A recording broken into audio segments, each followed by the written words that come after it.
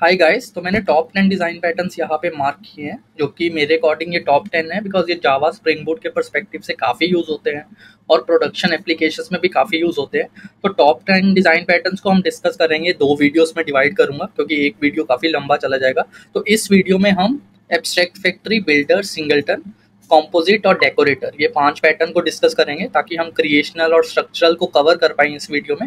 और next video जो आएगा उसमें ये टॉप 5 बिहेवियरल पैटर्न रहेंगे: iterator, observer, strategy, template, method and visitor. यही रिक्वेस्ट करूंगा, ये आप सारे डिजाइन पैटर्न्स को अच्छे से देखो, वीडियो लास्ट तक देखो, उसको समझने का ट्राई करो ताकि आपके कॉन्सेप्ट्स क्लियर हो पाए, क्योंकि कल को अगर आप इंटरव्यू दोगे तो आप इजीली इंटरव्यू क्रैक कर पाओ related to design pattern questions. तो एब्स्ट्रैक्ट फैक्ट्री को पहले थोड़ा समझते हैं, फिर कोड एग्जांपल देखेंगे। तो एब्स्ट्रैक्ट फैक्ट्री क्या रहता है हमारे पास? एब्स्ट्रैक्ट फैक्ट्री पैटर्न की हेल्प से आप फैमिलीज बना सकते हो रिलेटेड ऑब्जेक्ट्स की, राइट। तो इसको फैक्ट्री ऑफ फैक्ट्रीज भी बोला जाता है because it creates other factories, और हर एक फैक्ट्री अपने में कैपेबल रहती है to produce object of a specific type. तो प्रॉब्लम स्टेटमेंट अगर हम देखें, आपने काफी वेबसाइट्स पे देखा रहेगा कि आजकल जब भी आप किसी भी वेबसाइट पे जाते हो उसमें आपका डार्क मोड इनेबल रहता है, राइट। या फिर आप कुछ भी इंटेलिजे यूज करते हो या फिर कोई भी एडिटर यूज करते हो, उसमें थीम्स का ऑप्शन रहता है, राइट। तो अगर मैं इंटेलिजे में जाऊँ तो यहाँ पे अगर मैं सेटिंग्स में जाता हूँ, राइट, तो सेटिंग्स में अगर आप देखोगे ये थीम है, हमारे पास डार्क थीम है, लाइट थीम है। तो अगर मैं डार्कुला सेलेक्ट करता हूँ, राइट, और ओके पे क्लिक करता हूँ, तो आप देखोगे कि इस थीम की वजह से काफ़ी चीज़ें चेंज हो रही हैं। मतलब अकेला बैकग्राउंड चेंज नहीं हो रहा, टेक्स्ट भी चेंज हो रहा है, आइकन्स भी चेंज हो रहे हैं, राइट। अगर मैं लाइट करता हूँ तो आप देखोगे कि काफ़ी चीज़ें, जितने भी कंपोनेंट्स हैं, हर जगह चेंज आ रहा है, right, based on the theme. तो हम इसको डार्क कर देते हैं। तो पॉइंट है कि जब भी आपका थीम चेंज हो रहा है तो काफ़ी चीज़ें चेंज हो रही है, मे बी आपका बटन चेंज हो रहा है, मे बी आपका टेक्स्ट चेंज हो रहा है, राइट। तो पहली चीज़ हम क्या करते हैं कि हम हर एक कंपोनेंट के इंटरफेसेस बनाते हैं। तो लेट्स से कि आपकी वेबसाइट पे बटन है, मेन्यू है, स्क्रॉल बार है, राइट। लाइक लेट्स से 3 चीज़ें हैं, मे बी ये 10 चीज़ें भी हो सकती है, 20 चीज़ें भी हो सकती है, राइट। तो कंपोनेंट के हम इंटरफेसेस बनाते हैं इंस्टेड ऑफ क्लासेस। तो हर एक इंटरफेस के अंदर हम मेथड उसका कर देते हैं, जो भी मेथड आपको चाहिए, राइट। तो बटन है तो वो क्लिकेबल रहेगा, मेन्यू है तो उसको डिस्प्ले करना है, स्क्रॉल बार है तो उसमें स्क्रॉल मेथड रहेगा, राइट। अब आपने ये इंटरफेसेस बना लिए, राइट, उसके बाद आपको एब्स्ट्रैक्ट फैक्ट्री इंटरफेस बनाना पड़ता है जो कि ये इंटरफेसेस को यूज करेगा, राइट। तो इसमें मैं बटन बना रहा हूँ, मेन्यू इंटरफेस का यूज कर रहा हूँ, स्क्रॉल बार का यूज कर रहा हूँ, राइट। तो ये हमारा रहता है एब्स्ट्रैक्ट फैक्ट्री इंटरफेस। इसमें हम 3 तरह के इंटरफेसेस यूज कर रहे हैं फॉर दिस एग्जांपल, जिनको हम बोलते हैं कंपोनेंट इंटरफेसेस। तो इसमें आपके काफी इंटरफेसेस रह सकते हैं based on your use case. अब हमारे पास एब्स्ट्रैक्ट फैक्ट्री इंटरफेस भी है और हमारे पास कंपोनेंट इंटरफेसेस भी है, राइट। तो अब हमें कॉन्क्रीट इंप्लीमेंटेशंस बनानी पड़ेंगी, राइट। तो लेट्स से पहले मुझे एडिटर फैक्ट्री लिनक्स के लिए बनानी है, राइट। तो मैं क्या करूंगा, लिनक्स यहाँ पे एडिटर फैक्ट्री क्लास बनाऊंगा, जिसको हम कॉन्क्रीट फैक्ट्री भी बोलते हैं, जो कि इंप्लीमेंट करेगी एडिटर फैक्ट्री, राइट। और एडिटर फैक्ट्री में हमारे 3 फंक्शंस है, right, create button, create menu और क्रिएट स्क्रॉल बार। तो इस केस में, लिनक्स के केस में, मैं लिनक्स बटन रिटर्न करूंगा, लिनक्स मेन्यू रिटर्न करूंगा, लिनक्स स्क्रॉल बार रिटर्न करूंगा, और ये मैंने यहाँ पे बना रखे हैं। लिनक्स बटन जो कि इंप्लीमेंट कर रहा है बटन को, और उसके अंदर क्लिक का इंप्लीमेंटेशन दे दिया। फिर लिनक्स मेन्यू जो कि इंप्लीमेंट कर रहा है मेन्यू को, फिर मैंने यहाँ पे डिस्प्ले का दे दिया, राइट। तो मतलब कि जो ये 3 हमारे कंपोनेंट इंटरफेसेस हैं, ये हमारे कॉन्क्रीट इंटरफेसेस, ये हमारे कंक्रीट कंपोनेंट्स बनेंगे जितनी भी आपकी फैक्ट्रीज रहेंगे। तो मतलब लाइक लिनक्स के लिए ये तीनों का इंप्लीमेंटेशन देना पड़ेगा। कल को मुझे मैक का बनाना है तो मैं तीनों का दूंगा, और उसके बाद मेरी फाइनल जो रहेगी वो एडिटर फैक्ट्री बनेगी, जहां से रिटर्न होंगे वो कंपोनेंट्स। और अगर आप मेन क्लास में जाओ तो आप editor factory is equal to new Linux editor factory यहाँ पे कर रहे हो, राइट। तो अगर मैं इस प्रोग्राम को रन करता हूँ, राइट, तो आप देखोगे कि जो हमारे पास लिनक्स स्टाइल के आ रहे हैं। तो यहाँ पे कल को आपको लिनक्स की जगह विंडोज बनानी है, राइट। तो आपको क्या करना पड़ेगा, तो उसके स्टेप्स देखते हैं। तो ये 2 स्टेप सेम रहेंगे आपके पास। एब्स्ट्रैक्ट फैक्ट्री इंटरफेस एक बार बना दिया तो वो सेम रहेगा, आपने कंपोनेंट इंटरफेसेस बना दिए वो सेम रहेंगे। आपको अभी क्या करना है, आपको विंडोज की एडिटर फैक्ट्री बनानी है, राइट। तो यहाँ पे मैं अगर इसको कॉपी करता हूँ,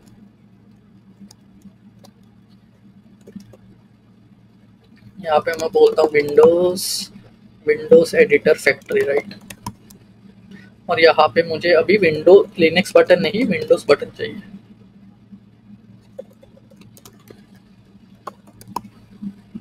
तो यहाँ पे मैं विंडोज तीनों जो मेथड हमारे एडिटर फैक्ट्री में है उसका मैंने इम्प्लीमेंटेशन दे दिया और रिटर्न कर दिया विंडोज़ बटन। और ये अभी मुझे ये तीनों चीज़ें बनानी पड़ेगी, राइट, सिमिलरली जो हमने लिनक्स के लिए बनाई। तो अगर मैं यहाँ जाता हूँ, लिनक्स बटन को कॉपी करता हूँ और यहाँ पे बोलता हूँ कि मुझे लिनक्स बटन अभी विंडोज़ बटन बनाना है, राइट। तो यहाँ पे मैं बोल देता हूँ जो भी विंडोज़ की इम्प्लीमेंटेशन रहेगी, विंडोज़ बटन क्लिक्ड, राइट। तो ये विंडोज़ बटन मैं अभी नीचे यूज़ कर सकता हूँ। तो यहाँ पे मैंने विंडोज़ बटन यूज़ कर दिया, राइट। तो सिमिलरली मैं विंडोज़ मेन्यू भी बना सकता हूँ, विंडोज़ स्क्रॉल बार भी बना सकता हूँ, राइट। पर ओवरऑल मुझे क्या करना पड़ रहा है, जब भी मैं नई फैक्ट्री बना रहा हूँ मुझे एग्जिस्टिंग फैक्ट्री के साथ कुछ भी मॉडिफिकेशन नहीं करना पड़ रहा, राइट। और मैं एडिटर फैक्ट्री को एक्सटेंड भी कर पा रहा हूँ विदाउट मॉडिफाइंग इट। तो यहाँ पे अभी मैं विंडोज़ मेन्यू बना रहा हूँ और यहाँ पे मैं बोल रहा हूँ विंडोज़ टाइप। तो ये लॉजिक कुछ भी हो सकता है, तो ये इतना सिंपल लॉजिक नहीं रहेगा। Production application based on your use case, ये लॉजिक जो मेथड है ये काफ़ी बड़ा भी हो सकता है। तो यहाँ पे मैं अभी स्क्रॉल बार बना रहा हूँ,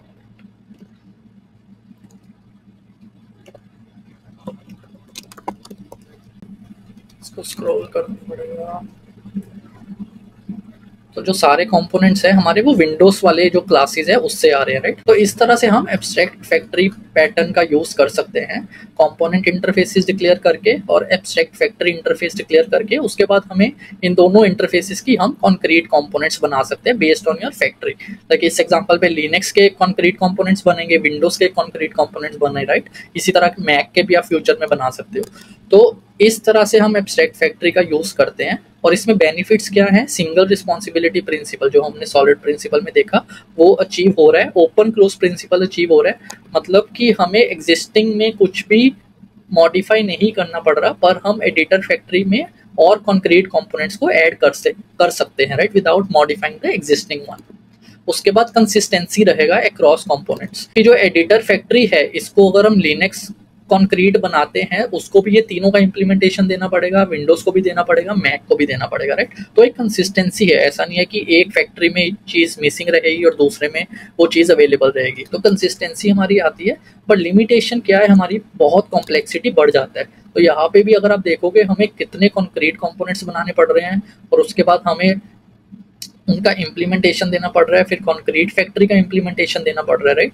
तो ये मेथड हमारा जो लाइन ऑफ कोड है काफ़ी बड़ा हो सकता है अगर हमारे जो कंपोनेंट्स हैं वो हाई नंबर ऑफ कंपोनेंट्स हैं। लाइक अगर मेरे पास 50 तरह के कंपोनेंट्स हैं तो आप इमेजिन करो कि 50 इंटरफेस बनेंगे और उसके बाद 50 इंटरफेस की कॉन्क्रीट कंपोनेंट्स बनेंगे जिसमें इम्प्लीमेंटेशन रहेगी। फिर जो एब्स्ट्रैक्ट फैक्ट्री इंटरफेस बनेगा इसमें भी 50 रहेंगे, फिर जो कॉन्क्रीट रहेगा उसमें भी 50 का आपको रिटर्न करना पड़ेगा ये स्टेटमेंट, राइट। यहाँ पे आपको 50 मेथड को रिटर्न करना पड़ेगा और जो कि फिर कॉन्क्रीट कंपोनेंट्स आएंगे। तो इमेजिन कर सकते हो कि बड़ी प्रोडक्शन एप्लीकेशंस में ये यूजफुल तो रहेगा, पर लिमिटेशन क्या रहेगा, कॉम्प्लेक्सिटी बढ़ेगा और इसका एक्स्ट्रा ओवरहेड हो सकता है कि अगर आप इसको सही से यूज नहीं करो। सेकंड हमारा रहता है बिल्डर पैटर्न, जो कि काफ़ी यूज़ होता है प्रोडक्शन एप्लीकेशंस में। अगर आपने स्प्रिंग बूट पे ज़्यादा काम किया तो आपने नोटिस किया होगा कि जब भी आप रिस्पॉन्स एंटिटी बनाते हो तो आप बिल्ड करते हो, जब भी आप यूआरआई बनाते हो तब भी आप बिल्ड करते हो, राइट। तो इसकी हेल्प से, बिल्डर पैटर्न की हेल्प से आपका जो कॉम्प्लेक्स ऑब्जेक्ट का कंस्ट्रक्शन है वो ईजी हो जाता है, बिकॉज आप स्टेप बाय स्टेप उसमें वैल्यूज दे सकते हो। तो इसका पहले कोड एग्जांपल देखते हैं तो आपको थ्योरेटिकल पार्ट समझने में इजी रहेगा after code example. Spring boot का डेमो प्रोजेक्ट खोलता हूँ तो यहाँ पे आई थिंक ये कोड में हेटियोस यूज हो रहा है। तो यहाँ भी अगर आप देखोगे हम web MBC link builder use करते हैं, फिर उसमें उसकी जो भी प्रॉपर्टीज हैं स्टेप बाय स्टेप उसमें वैल्यू देते हैं। और उसके बाद अगर आपको यूआरआई बिल्ड करना है यहाँ पे, राइट। तो यहाँ पे अगर मैं यूआरआई कंपोनेंट्स सैम्पल जस्ट आपकी अंडरस्टैंडिंग के लिए कि बिल्डर पैटर्न स्प्रिंग बूट में भी काफ़ी यूज होता है, तो यहाँ पे मैं डायरेक्टली यूआरआई कंपोनेंट बिल्डर का यूज कर सकता हूँ, राइट। और यहाँ पे मैं न्यू इंस्टेंस बना सकता हूँ और उसके बाद इसमें प्रॉपर्टीज दे सकता हूँ। लाइक अगर आप देखोगे न्यू इंस्टेंस किया मैंने और उसके बाद जो भी प्रॉपर्टीज है, लाइक लेट्स से स्कीम देना है मुझे तो मैं स्कीम दे सकता हूँ, लेट्स से HTTP, राइट। और फिर डॉट कर सकता हूँ। फिर उसके बाद मुझे अगर उसका होस्ट देना है, पाथ देना है, तो आप देखोगे ये इजी हो जाता है एज अ डेवलपर, राइट। तो अगर मुझे डायरेक्ट यूआरआई कंपोनेंट का कुछ नॉलेज नहीं है, पर with the help of builder ये मुझे गाइडेंस मिल रहा है, राइट। डॉट स्कीम मैंने HTTP दिया, फिर डॉट पाथ मैंने कुछ वैल्यू दी, राइट। फिर उसके बाद डॉट मुझे अगर क्वेरी देना है वो मैं क्वेरी पैरम दे सकता हूँ। फिर उसके बाद जब भी मेरा बन जाएगा तो मैं बिल्ड करूँगा, और जो बिल्ड है इसके अंदर जो भी इसको लॉजिक चलाना है इसके बेस पे वो मुझे नहीं पता, राइट। वो एब्स्ट्रैक्शन लेयर है जिससे मुझे फायदा हो रहा है। मुझे एज ए डेवलपर मुझे नहीं जानना कि बिल्ड के अंदर क्या हो रहा है। मेरा काम है कि मुझे अपने यूज केस के हिसाब से ये दे देना है, और स्प्रिंग बूट का काम है कि बिल्ड के अंदर इसके बेस पे जो भी उसको इम्प्लीमेंटेशन करना है वो इंटरनल रहेगा, राइट, वो एब्स्ट्रैक्ट रहेगा। तो अभी इस चीज को इम्प्लीमेंट कैसे करते हैं, तो क्लास खोलता हूँ। यहाँ पे आपको बिल्डर पैटर्न बनाने के लिए सबसे पहले आपको एक प्रोडक्ट क्लास बनानी पड़ती है जिसका आपको कॉम्प्लेक्स ऑब्जेक्ट बनाना है। फॉर एग्जांपल मुझे कंप्यूटर क्लास यहाँ पे मैं बना रहा हूँ जो कि मेरा प्रोडक्ट है। उसके अंदर रैम रहेगा, स्टोरेज रहेगा, जीपीयू रहेगा, राइट।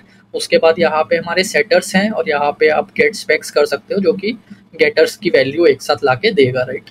उसके बाद जब आपकी प्रोडक्ट क्लास बन जाती है उसके बाद आपको बिल्डर इंटरफेस बनाना पड़ता है based on the product class. तो बिल्डर इंटरफेस में क्या रहेगा, आपकी रैम रहती है, स्टोरेज रहता है, जीपीयू रहता है, राइट, और बिल्ड मेथड रहता है। तो ये 3 मेथड आपके डिपेंडेंट रहते हैं प्रोडक्ट क्लास पे, राइट, बिकॉज आपको एट द एंड एक कंप्यूटर बिल्ड करना है, राइट।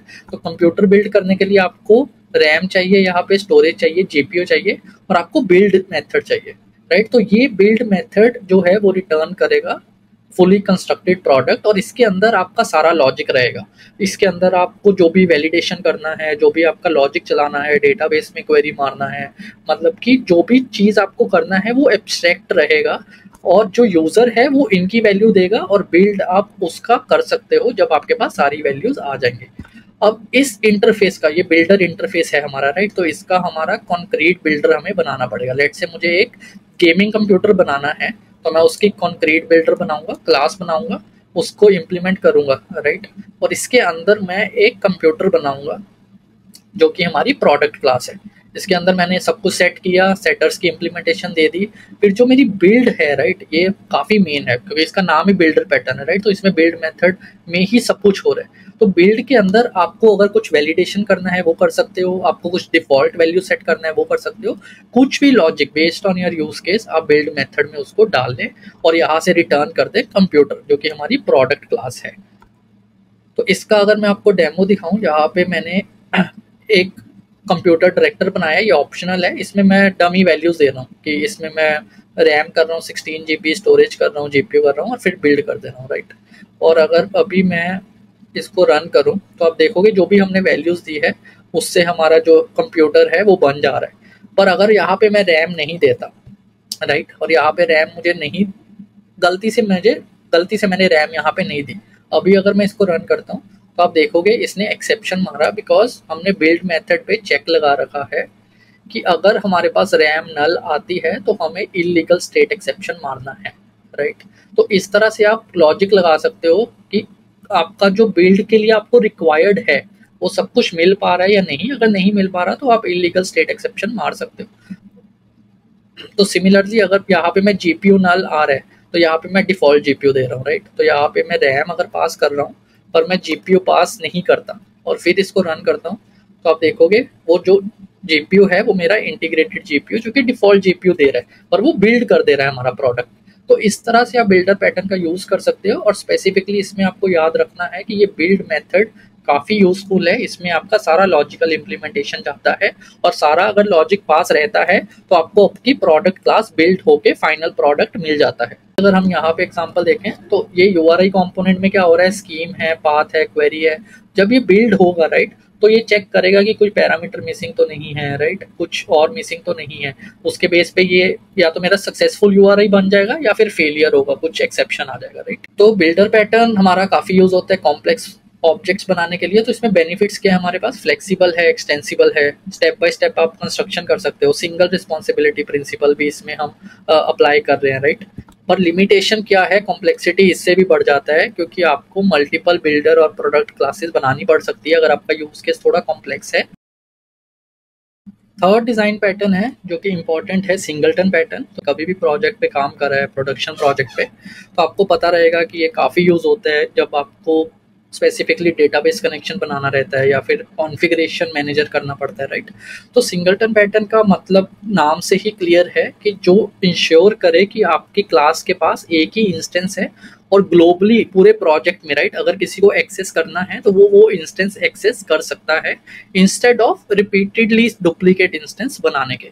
अगर फॉर एग्जांपल मैं डेटाबेस को कनेक्शन ओपन करना चाहता हूं तो मैं चाहूंगा कि जब भी मेरी एप्लीकेशन रन हो जाए, राइट, तो मैं अपना डेटाबेस कनेक्शन बना लूं और जब भी मेरी एपीआई कॉल आ रही है तो मैं सिंपल क्वेरी हिट करूं और मेरे पास रिजल्ट आ जाए। ऐसा नहीं है कि हर एक रिक्वेस्ट पे मुझे डेटाबेस कनेक्शन ओपन करना पड़ रहा है, राइट, तो उससे आपका एपीआई का रिस्पॉन्स टाइम काफ़ी बढ़ जाएगा। और सिमिलरली ये लॉगिंग यूटिलिटीज में यूज होता है, कॉन्फ़िगरेशन मैनेजर में यूज होता है।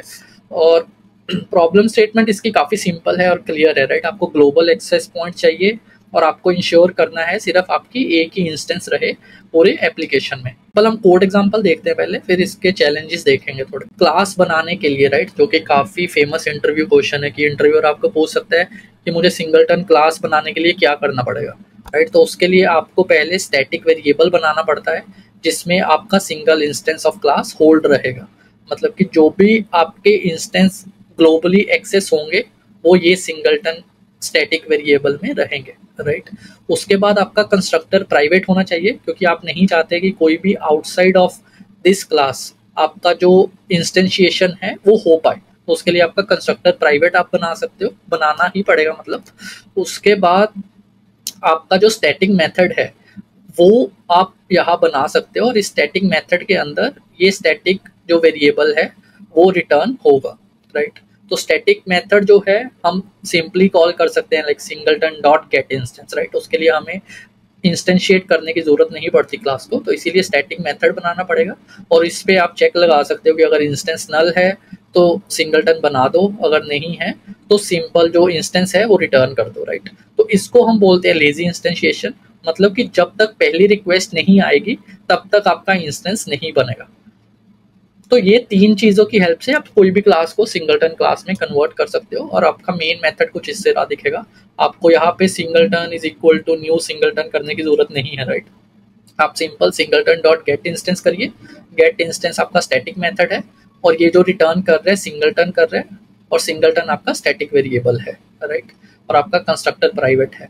तो यहाँ पे अगर मैं दोनों बार गेट इंस्टेंस कर रहा हूँ और दोनों बार हमारे पास सेम इंस्टेंस आएगा, उसका मैंने सिंपल चेक लगाया, fetching instance are both instances the same, और इसकी वैल्यू ट्रू है। और यहाँ पे अगर आप देखोगे जब हमारी ये पहली कॉल हुई, right, singleton dot get instance call हुआ, यहाँ पे ये इफ ब्लॉक में गया क्योंकि लेजी इंस्टेंशिएशन है। हमारा ब्लॉक चला जब हमने यहाँ पे पहला इंस्टेंस कॉल किया, राइट। तो इसको बोलते हैं लेजी इंस्टेंशिएशन। पर अगर आपको एप्लीकेशन रन में डेटाबेस कॉल चाहिए, राइट, अगर जैसे मेरी एप्लीकेशन मुझे पता है कि जब रन होगी तो मेरे पास कॉल वॉल्यूम इतना ज़्यादा है तो वो वॉल्यूम एक साथ आना शुरू हो जाएगा, तो मुझे वेट नहीं करना फर्स्ट रिक्वेस्ट का। तो उस केस में मैं यहाँ पे जो स्टैटिक हमारा वेरिएबल है इसको यहाँ पे ही कर दूंगा न्यू सिंगलटन, राइट। तो जब मेरी एप्लीकेशन रन होगी तो ये लाइन चलेगी, वो इंस्टेंस बना देगी। फिर आप देखोगे कभी भी हमारा ये ब्लॉक में नहीं जाएगा क्योंकि इंस्टेंस कभी नल होगा ही नहीं, क्योंकि वो इंस्टेंशिएट हो गया हमारा एप्लीकेशन रन पे ही। तो अगर मैं अभी इसको रन करता हूँ तो आप देखोगे सिंगलटन इंस्टेंस क्रिएटेड आया, उसके बाद फेचिंग आया, राइट। वो कभी भी इस ब्लॉक में नहीं गया क्रिएटिंग फर्स्ट इंस्टेंस, क्योंकि कभी भी इंस्टेंस नल नहीं था, क्योंकि हमने अभी इसको ईगर इंस्टेंशिएशन में कन्वर्ट कर दिया इंस्टेड ऑफ लेजी इंस्टेंशिएशन। तो यहाँ पे अगर मैं इसको रिमूव कर देता हूँ कि फिर से हमारी लेजी हो जाएगी, और इसको अगर मैं रन करता हूँ फिर वो इफ ब्लॉक के अंदर जाएगा क्रिएटिंग फर्स्ट इंस्टेंस, राइट। तो इस तरह से आप सिंगलटन क्लास बना सकते हो, पर ये इतना सिंपल नहीं है जितना यहाँ पे दिख रहा है, राइट, क्योंकि इसमें काफ़ी चैलेंजेस हैं। पहला चैलेंज क्या है कि आपको मल्टी थ्रेडिंग यहाँ पे हैंडल करनी पड़ेगी, उसके बाद आपको रिफ्लेक्शन हैंडल करनी पड़ेगी, उसके बाद आपको क्लोनिंग हैंडल करनी पड़ेगी, उसके बाद ये ब्लॉक आपको सिंक्रोनाइज्ड बनाना पड़ेगा, राइट। तो काफ़ी चैलेंजेस है जब आप मल्टी थ्रेडेड इन्वायरमेंट के साथ काम करते हो। उस केस में अगर मैं यहाँ ब्लॉक में जाता हूँ जहाँ पे मैंने डिटेल में समझाया है, तो हमारा जो कोड है उसमें पहले तो हमें वोलेटाइल कीवर्ड का यूज़ करना पड़ेगा टू इंश्योर विजिबिलिटी। उसके बाद आपको यहाँ पे रिफ्लेक्शन बेस्ड इंस्टेंशिएशन लगाना पड़ेगा, बिकॉज रिफ्लेक्शन से आप कंस्ट्रक्टर कॉल कर सकते हो, राइट। तो उस केस में आपको रन टाइम एक्सेप्शन मारना पड़ेगा, और या किसी भी वे पे आपको ये इग्नोर करना है तो आप थ्रो मत कीजिए। उसके बाद आपको क्लोनिंग और डी सीरियलाइजेशन हैंडल करना पड़ेगा। डी सीरियलाइजेशन हैंडल करने के लिए रीड रिजॉल्व का आपको प्रोटेक्टेड बनाना पड़ेगा। क्लोनिंग के लिए आपको क्लोन को ओवरराइट करना पड़ेगा और बोलना पड़ेगा singleton can not be clone, right. उसके बाद आपको डबल लॉकिंग का यूज करना पड़ेगा, सिंक्रोनाइज्ड का यूज करना पड़ेगा, राइट। तो आप देख रहे हो कि सिंगलटन के लिए जावा में मुझे इतनी सारी चीजें हैंडल करनी पड़ रही हैं अगर मुझे मल्टी थ्रेडेड इन्वायरमेंट में अपना काम चलाना है, राइट। तो इसलिए हमारा कभी भी सिंगलटन क्लास इस तरह से प्रेफरेबल सोल्यूशन नहीं रहता। Instead of handling all the scenarios, right, हम सिंपल इनम का यूज करते हैं। तो अगर आपको इंटरव्यूअर पूछता है कि सिंगलटन बना के दिखाइए, तो आप सिंपल एग्जांपल दे सकते हो, पर एट द एंड अगर आप बोल दोगे कि ये सब हैंडल करने के लिए, मैनुअली मुझे हैंडल करने के लिए मैं इनम का अगर यूज करता हूँ, जो कि सिंगलटन के लिए बेस्ट वे है in Java, because enum inherently thread safe रहते हैं। जेवीएम इंश्योर करता है कि एक ही इंस्टेंस बने even in multi threaded environment. enum are resistance to reflection attack. Java serialization also guarantee करता है कि enum values are always serialized as a single instance. तो जो भी चीजें हम यहाँ पे हैंडल करने का ट्राई कर रहे थे, with overriding, with volatile keyword, with synchronized block, with double check blocking, right, वो सब इनम अगर मुझे इंटरनली दे रहा है तो मैं वो सब क्यों लिखूंगा, राइट। तो इसलिए अगर मैं इनम यहाँ पे यूज करता हूँ और सिंपल एक इंस्टेंस बना देता हूँ और उसके बाद मैं सिंगलटन डॉट इंस्टेंस का यूज करता हूँ, राइट, तो मुझे जो अपनी रिक्वायरमेंट है वो सेम तरीके से चल रही है और मेरी एज अ डेवलपर हेडेक काफी कम हो जाता है। वहाँ में using an enum for singleton simplifies the implementation, because उसमें थ्रेड सेफ्टी है, रिफ्लेक्शन रेसिस्टेंस है, सीरियलाइजेशन है, क्लोनिंग का भी है उसमें। तो इसलिए इनम हमारा जो क्लीनर और मोर रोबस्ट सोल्यूशन है फॉर इम्प्लीमेंटिंग सिंगलटन्स इन जावा। उसके बाद बेनिफिट क्या है, सिंगल इंस्टेंस कंट्रोल है, ग्लोबल एक्सेस है। पर लिमिटेशन क्या है कि सिंगल रिस्पॉन्सिबिलिटी थोड़ा वॉयलेट होता है, बिकॉज सिंगलटन आपका इंस्टेंशिएशन भी कर रहा है और ग्लोबल एक्सेस भी दे रहा है। मल्टी थ्रेडेड चैलेंजेस जो भी हमने देखा वो इनम के थ्रू हम रिजॉल्व कर सकते हैं। टेस्टिंग थोड़ी डिफिकल्टी हो सकती है। हमने 3 important creational design pattern discuss करे, एब्स्ट्रैक्ट फैक्ट्री, बिल्डर और सिंगलटन, राइट। तो अभी हम टॉप 2 स्ट्रक्चरल डिजाइन पैटर्न की बात करेंगे, composite and decorator. Composite pattern की हेल्प से हम कंपोज कर सकते हैं object into tree like structures. तो ये टॉप 10 लिस्ट में क्यों है, क्योंकि कॉम्पोजिट पैटर्न स्प्रिंग बोर्ड में भी हेविली यूज होता है। अगर आपने ऑथराइजेशन, ऑथेंटिकेशन, इंटरसेप्टर्स या फिल्टर्स का यूज किया होगा, राइट, स्प्रिंग बोर्ड में, इवन वैलिडेटर्स का, तो उसमें भी जो बिहेवियर है वो कॉम्पोजिट पैटर्न की तरह काम करता है स्प्रिंग बोर्ड में। तो जब भी आपकी हिरार्की रहती है या फिर आपके ऑब्जेक्ट पेरेंट चाइल्ड रिलेशनशिप में रहते हैं, तो कॉम्पोजिट पैटर्न हमारा काफी यूजफुल होता है उस यूज केस में। तो फॉर एग्जाम्पल, अगर लेट्स से यहाँ पे मैं कोड एग्जांपल देखते हैं, फिर हम थ्योरेटिकल पार्ट लास्ट में समझेंगे।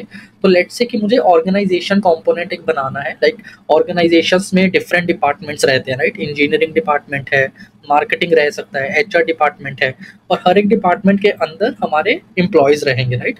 तो उस केस में उसको कॉम्पोजिट पैटर्न में कैसे हम इम्प्लीमेंट कर सकते हैं, राइट। तो सबसे पहले कॉम्पोजिट पैटर्न में क्या करना पड़ता है, आपको एक कंपोनेंट इंटरफेस बनाना पड़ता है जो कि कॉमन इंटरफेस रहेगा for all the objects in the hierarchy. तो उसका मैं यहाँ पे नाम दे रहा हूँ ऑर्गेनाइजेशन कंपोनेंट, और इसके अंदर मैं एक मेथड दे रहा हूँ शो डिटेल्स। तो ये शो डिटेल्स का जो इम्प्लीमेंटेशन है वो देना पड़ेगा जो भी क्लासेस को इम्प्लीमेंट करेगी ऑर्गेनाइजेशन कंपोनेंट। उसके बाद हमारा कंपोनेंट इंटरफेस इसको बोलते हैं। उसके बाद हमारा रहता है लीफ। तो इस केस में हमारी लीफ क्लास है जो एम्प्लॉय है और जो इम्प्लीमेंट कर रही है ऑर्गेनाइजेशन कंपोनेंट इंटरफेस, और ये क्लास की अपनी प्रॉपर्टीज हो सकती है। लेट्स से एम्प्लॉय का नाम रहेगा, पोजीशन रहेगी, या फिर आपको फ्यूचर में कुछ भी ऐड करना है, राइट,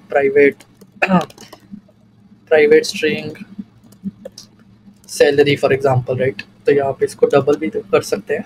तो फॉर एग्जांपल जो भी आपको एम्प्लॉय की प्रॉपर्टीज देनी है वो यहाँ पे आ जाएगी।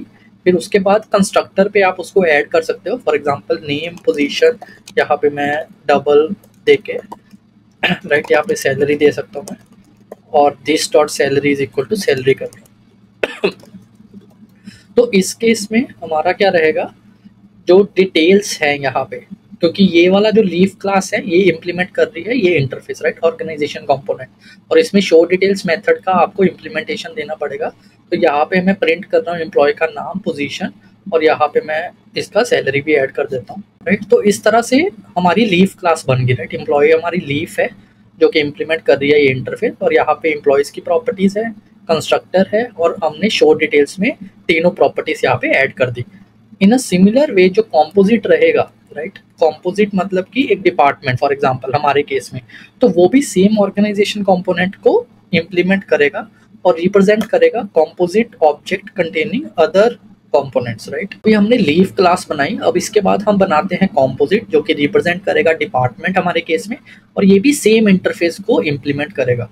यहाँ पे डिपार्टमेंट का नाम हो गया और यहाँ पे हमारी लिस्ट होगी ऑर्गेनाइजेशन कंपोनेंट्स की, राइट।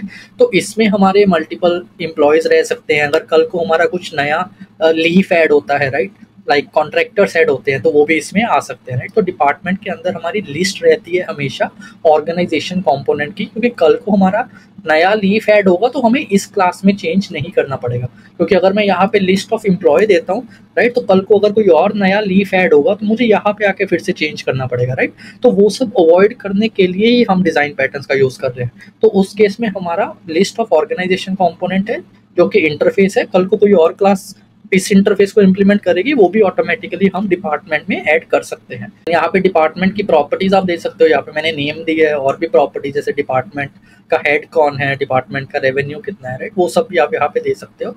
और उसके बाद यहाँ पे मैं 2 मेथड दे रहा हूँ, ऐड कंपोनेंट और रिमूव कंपोनेंट, जिसमें हम इंटरफेस का अगेन यूज कर रहे हैं। हम डायरेक्ट यहाँ पे एम्प्लॉय क्लास का यूज या फिर लीव क्लास का यूज नहीं कर रहे हैं, हम इंटरफेस का यूज कर रहे हैं।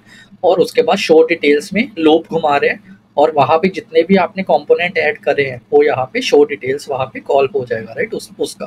क्योंकि शो डिटेल्स हमें पता है जो भी क्लास ऑर्गेनाइजेशन कंपोनेंट को इम्प्लीमेंट करेगी उसमें शो डिटेल्स होगा ही होगा। इस तरह से हम कॉम्पोजिट का इम्प्लीमेंटेशन लिखते हैं, जो कि बहुत इंपॉर्टेंट है। और मेन डिफरेंस यहाँ पे क्या है कि हम लिस्ट ऑफ ऑर्गेनाइजेशन कंपोनेंट बना रहे हैं रादर देन एम्प्लॉय। और यहाँ पे अगर आप देखेंगे तो यहाँ पे मैं ऑर्गेनाइजेशन कंपोनेंट बना रहा हूँ, न्यू एम्प्लॉय बना रहा हूँ, लेट्स से अमन डेवलपर, और लेट्स से सैलरी है 1000, राइट। फिर रोहित नाम का, और हमारा जो सैलरी है वो डबल में है, तो मैं यहाँ पे 1000 दे देता हूँ। और यहाँ पे मेरा रोहित डिज़ाइनर है, तो इसका सैलरी मैं 500 दे देता हूँ, राइट। Just an example. उसके बाद मैं यहाँ पे एक इंजीनियरिंग डिपार्टमेंट बना रहा हूँ और इसमें दोनों एम्प्लॉय ऐड कर रहा हूँ, ऐड कॉम्पोनेंट, राइट। फिर मैं एक और एम्प्लॉय बना रहा हूँ मैनेजर, तो इसका सैलरी लेट से मैं दे देता हूँ 2000, राइट। और उसके बाद मैं ये मार्केटिंग डिपार्टमेंट बना के मैनेजर को मार्केटिंग डिपार्टमेंट में ऐड कर देता हूँ, राइट। उसके बाद एक मैं डिपार्टमेंट बना रहा हूँ हेड ऑफिस, तो हेड ऑफिस के अंदर मैं इंजीनियरिंग डिपार्टमेंट ऐड कर रहा हूँ, मार्केटिंग डिपार्टमेंट ऐड कर रहा हूँ। पहले हमने इंजीनियरिंग डिपार्टमेंट बनाया और उसके अंदर 2 एम्प्लॉय बनाए, हमने मार्केटिंग डिपार्टमेंट बनाया और उसमें एम्प्लॉय ऐड करा। अब हम हेड ऑफिस बना रहे हैं और उसके अंदर हम एम्प्लॉयज ऐड नहीं कर रहे, हम दोनों डिपार्टमेंट ऐड कर रहे हैं। तो इस डिपार्टमेंट के अंदर जो भी एम्प्लॉयज है वो हमारा ट्री स्ट्रक्चर बन जाएगा, right, head office, marketing, engineering, like that. Last में मैं शो डिटेल्स मेथड कॉल कर रहा हूँ। तो अगर अभी मैं इस प्रोग्राम को रन करता हूँ, आप देखोगे हमारे पास सारी डिटेल्स आ जाएगी। मैंने head office dot show detail करा, पहले डिपार्टमेंट का नाम आ गया हेड ऑफिस, फिर उसका जो सब डिपार्टमेंट है इंजीनियरिंग, राइट, इंजीनियरिंग के एम्प्लॉय आ गए और उसकी डिटेल आ गई। फिर जो दूसरा डिपार्टमेंट है मार्केटिंग, वो आ गया और उसकी एम्प्लॉयज की लिस्ट आ गई मेरे पास। इस कॉम्पोजिट पैटर्न का काफ़ी यूज़ किया जाता है स्प्रिंग बूट एप्लीकेशन में भी और प्रोडक्शन एप्लीकेशन में भी। और इसका फ़ायदा क्या है, लेट्स से कि मेरे पास कल को एक नई लीफ क्लास ऐड होगी, लेट्स से मैं इसको कॉपी कर देता हूँ। तो लेट्स से अभी मेरी कंपनी के पास या डिपार्टमेंट में कॉन्ट्रैक्टर्स भी हायर होते हैं, राइट। तो मैं यहाँ पे कॉन्ट्रैक्टर्स कर दूंगा, कॉन्ट्रैक्टर का नेम रहेगा, और फिर यहाँ पे मैं वेंडर का नेम दे सकता हूँ। कंस्ट्रक्टर दे देते हैं और यहाँ पे हम वेंडर का नाम दे देते हैं और वेंडर का नाम यहाँ पे सेट कर देंगे, राइट। और उसके बाद यहाँ पे हम वेंडर का नाम दे देंगे, वेंडर जो है हमारा जो भी वेंडर का नाम है, और यहाँ पे मैं कॉन्ट्रैक्टर लिख देता हूँ, राइट। तो इस तरह से अगर आप देखोगे हमारा एक नया लीफ बन गया जो ऑर्गेनाइजेशन कंपोनेंट को ही हमारा इम्प्लीमेंट कर रहा है, राइट। तो अभी अगर मुझे ये कॉन्ट्रैक्टर ऐड करना है किसी डिपार्टमेंट में, तो मुझे डिपार्टमेंट क्लास में कहीं भी चेंज नहीं आएगा, राइट। तो क्योंकि हमने यहाँ पे इंटरफेस का यूज़ करा है, तो मैं सिंपली अपने मेन मेथड में, लेट्स से इंजीनियरिंग में मुझे एक और एम्प्लॉय ऐड करना है, तो मैं क्या करूँगा, organization component contractor 1 is equal to new contractor यहाँ पे डाल दूंगा।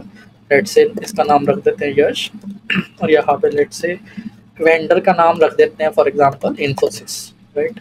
और इसका सैलरी लेट्स से रख देते हैं 200,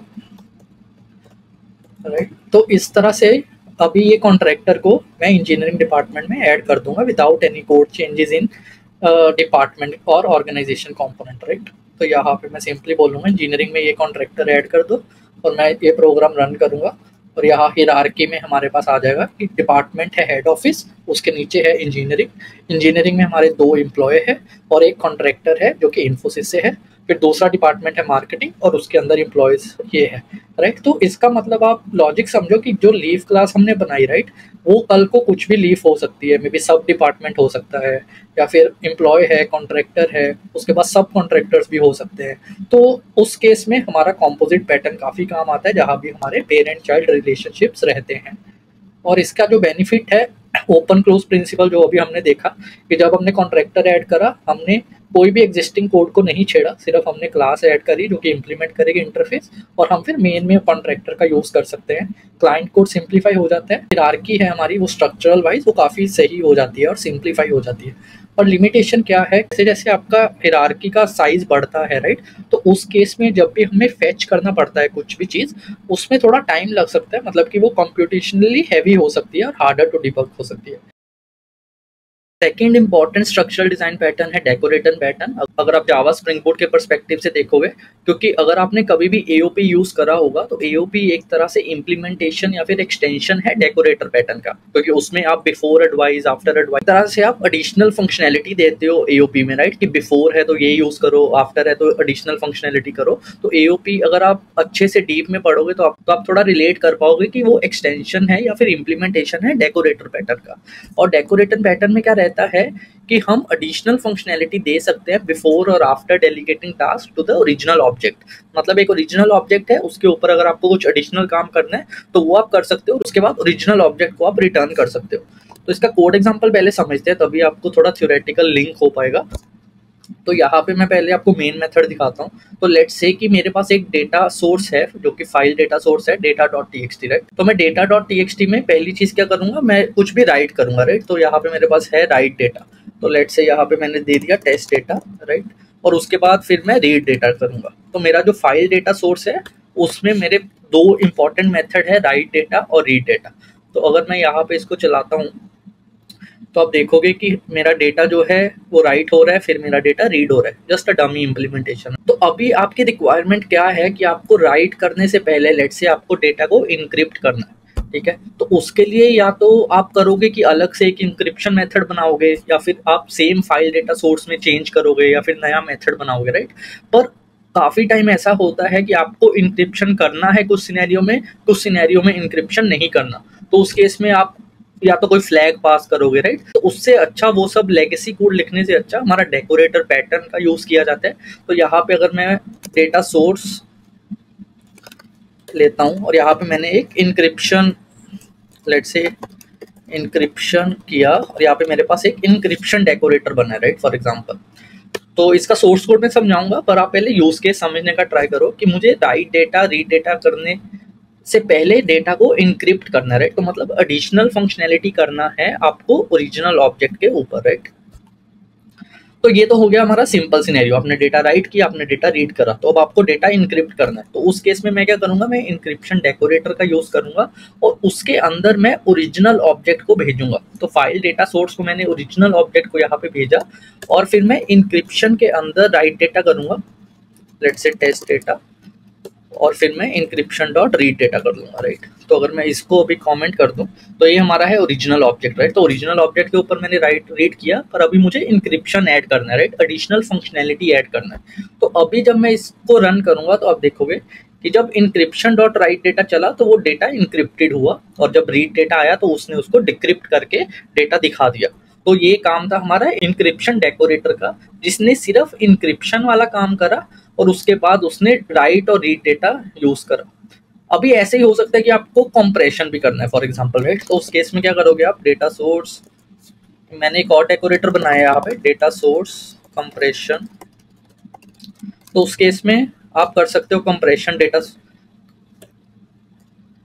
और यहाँ पे फिर से मैं ऑब्जेक्ट ओरिजिनल यहाँ पे पास कर रहा हूँ, और फिर मैं बोल रहा हूँ कंप्रेशन डॉट राइट डेटा। तो मतलब कि डेटा राइट करने से पहले उसको कंप्रेस कर दो, और रीड करना है तो रीड डेटा का यूज कर सकते हैं। तो अभी अगर मैं इसको चलाऊंगा तो आप देखोगे डेटा इनक्रिप्ट हुआ, फिर रीड हुआ, फिर डेटा कंप्रेस हुआ, फिर रीड डेटा हुआ, right. But original use case में आपको डेटा इनक्रिप्ट भी करना होता है, कंप्रेस भी करना होता है, राइट। तो दोनों चीजें आपको एक साथ करनी रहती है। तो लेट से पहले मुझे इनक्रिप्ट करना है, तो मैं इसके साथ दो डेकोरेटर यूज कर सकता हूँ। इसके अंदर मैं बोल सकता हूँ इंक्रिप्शन के बाद कंप्रेशन यूज करो, और उसके अंदर मैं ओरिजिनल ऑब्जेक्ट भेज रहा हूँ। तो ये यूज केस समझो, ये काफी इंटरेस्टिंग है। हम ओरिजिनल ऑब्जेक्ट के ऊपर पहले इंक्रिप्शन कर रहे हैं, फिर कंप्रेशन कर रहे हैं, राइट। उसके बाद अगर मैं इसको रिमूव कर देता हूँ, अभी इसको रन करता हूँ, तो अब देखोगे हमारा जो है राइट डेटा टू फाइल, तो इसने जो भी इंक्रिप्टेड था टेस्ट डेटा उसको कंप्रेस करके सेव किया, फिर रीड डेटा फ्रॉम फाइल किया। तो इस केस में हमने दो डेकोरेटर का यूज किया, मतलब दो एडिशनल ऑपरेशंस चलाए हमारे ओरिजिनल ऑब्जेक्ट के ऊपर, राइट। तो ये सब इम्प्लीमेंट होता है डेकोरेटर पैटर्न के अकॉर्डिंग। तो इसमें आपको इम्प्लीमेंट करने के लिए सबसे पहले एक इंटरफेस चाहिए रहता है। तो इंटरफेस को हम बोलते हैं कंपोनेंट इंटरफेस। तो कंपोनेंट इंटरफेस में जो भी आपके मेथड्स हैं आप डिफाइन कर सकते हो। लाइक फाइल के केस में आपको सिर्फ दो ही चाहिए, राइट चाहिए और रीड डेटा चाहिए, राइट। उसके बाद आपका कॉन्क्रीट कंपोनेंट रहता है जिसमें कोर फंक्शनैलिटी रहता है, मतलब कि राइट डेटा का जो इम्प्लीमेंटेशन है वो इसमें रहेगा, राइटिंग डेटा, राइट, और रीड डेटा का यहाँ पे रहेगा रीडिंग डेटा फ्रॉम फाइल।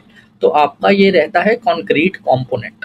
उसके बाद आपका रहता है बेस डेकोरेटर। बेस डेकोरेटर काफी इंपॉर्टेंट है क्योंकि इसी की हेल्प से आप रैप कर पाओगे डेटा सोर्स पे। अगर आप देखोगे हम डेटा सोर्स का रैप ही बना रहे हैं, राइट, और उसको रैप कर रहे हैं, और हम उसके बाद जो है जो भी डेटा सोर्स हमें आ रहा है उसका राइट डेटा मेथड कॉल कर रहे हैं और उसका रीड डेटा मेथड कॉल कर रहे हैं, राइट। इसमें हमने राइट डेटा और रीड डेटा का इम्प्लीमेंटेशन नहीं दिया है बिकॉज ये डेलीगेट करेगा task to the wrapped component. तो इसीलिए डेकोरेटर पैटर्न में क्या है कि original write data read data चलेगा, पर ओरिजिनल चलाने से पहले आपको क्या करना है, उसके आप डेकोरेटर्स बनाते हो और वो डेकोरेटर्स डेटा सोर्स डेकोरेटर को एक्सटेंड करेंगे यहाँ पे, राइट। तो पहला हमारा जो कॉन्क्रीट डेकोरेटर बनेगा इंक्रिप्शन डेकोरेटर, वो डेटा सोर्स डेकोरेटर को एक्सटेंड करेगा।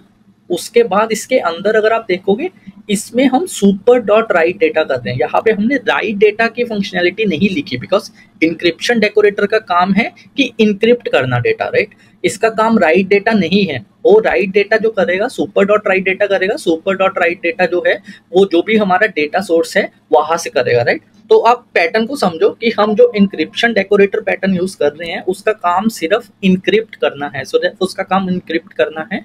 उसके बाद वो जो राइट डेटा और रीड डेटा यूज करेगा, राइट, ओरिजिनल ऑब्जेक्ट वाला ही करेगा। तो यहाँ पे रीड डेटा में क्या करा हमने, सुपर डॉट रीड डेटा करा, फिर उसका काम है रीड डेटा के बाद उसको डिक्रिप्ट करना, राइट। तो उसने तो हमने इनक्रिप्ट का यहाँ पे फंक्शनैलिटी लिखा और डिक्रिप्ट का फंक्शनैलिटी लिखा यहाँ पे। इस तरह से आप जितने मर्जी कॉन्क्रीट डेकोरेटर बना सकते हो based on your use case. Like इस केस में हमारा इंक्रिप्शन डेकोरेटर है, उसके बाद हमारा ये डिक्रिप्शन, उसके बाद यहाँ पे कंप्रेशन डेकोरेटर है, वो भी सेम तरह से काम करेगा। इसमें हम सिर्फ कंप्रेस का लॉजिक लिखेंगे, हम राइट डेटा और रीड डेटा का नहीं लिखेंगे, हम कंप्रेस का लिखेंगे और डीकंप्रेस का लिखेंगे यहाँ पे लॉजिक। तो इस तरह से कल को आपको कुछ और भी फंक्शनैलिटी लेके आना है तो आप कॉन्क्रीट डेकोरेटर बनाइए, उसमें सिर्फ उसी पार्ट का लॉजिक लिखिए और जो राइट डेटा और रीड डेटा है वो सुपर से आएगा।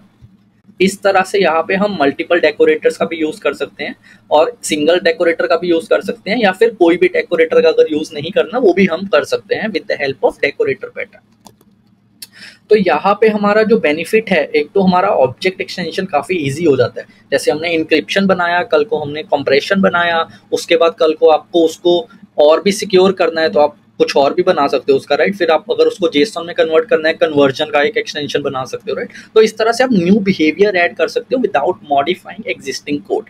एंड उसके बाद आप रन टाइम उनको कंट्रोल कर सकते हो। यहाँ पे अगर मैं ये नहीं दूंगा, राइट, तो मैं सिर्फ ये दूंगा तो डेटा ना तो इनक्रिप्ट होगा ना कंप्रेस होगा। कल को मुझे सिर्फ इनक्रिप्ट करना है तो मैं इनक्रिप्शन डेकोरेटर का यूज करूंगा, कल को मुझे सिर्फ कंप्रेशन करना है तो मैं उसका यूज करूंगा, कल को अगर मुझे दोनों एक साथ यूज करने हैं तो मैं वो भी कर सकता हूँ, राइट। तो आप रन टाइम पे कॉन्फ़िगरेशन दे सकते हो, डायनेमिकली ऐड कर सकते हो, रिमूव कर सकते हो, कुछ कंडीशन लगा सकते हो। कल को यहाँ पे प्रोडक्शन कोड पे आप लगा सकते हो if data dot contains customer data, right, तो उसको इनक्रिप्ट कर दो, एल्स ना करो। और उसके बाद आप लगा सकते हो अगर डेटा का साइज जो है ग्रेटर देन 1 MB है तो आप कंप्रेशन का डेकोरेटर लगा दो उसके ऊपर, राइट। तो इस तरह से प्रोडक्शन यूज केसेस में आपके lot of if else conditions लगेंगे, उसके बेस पे आपके डेकोरेटर्स चलेंगे।